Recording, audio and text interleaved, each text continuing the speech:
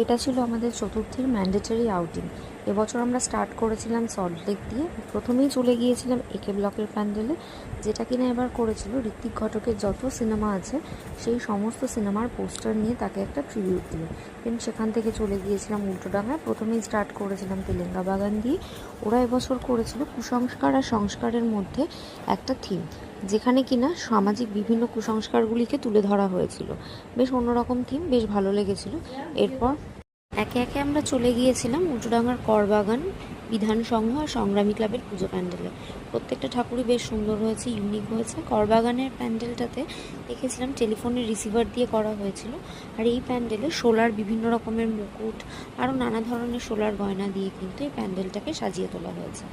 এরপরে আমরা চলে গিয়েছিলাম হাতিবাগানে। স্টার্ট করেছিলাম নলিন সরকার স্ট্রিট দিয়ে, যেটা কিন্তু প্রচণ্ড কালারফুল একটা সেই সাত ভাই চম্পার থিম হয়েছিল, যেটা খুব ভালো লেগেছে দেখতে। ইনফ্যাক্ট ঠাকুরটাও বেশ ইউনিক হয়েছে।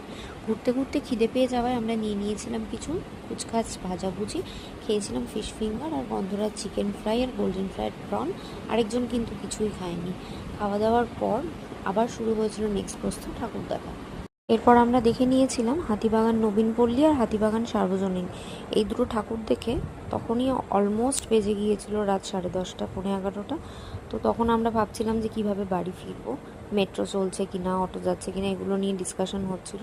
দেন ফাইনালি আমরা বাড়ির পথে রওনা হয়েছিলাম। তো এইভাবেই আমাদের চতুর্থীটা খুব মজা করে কেটেছিল।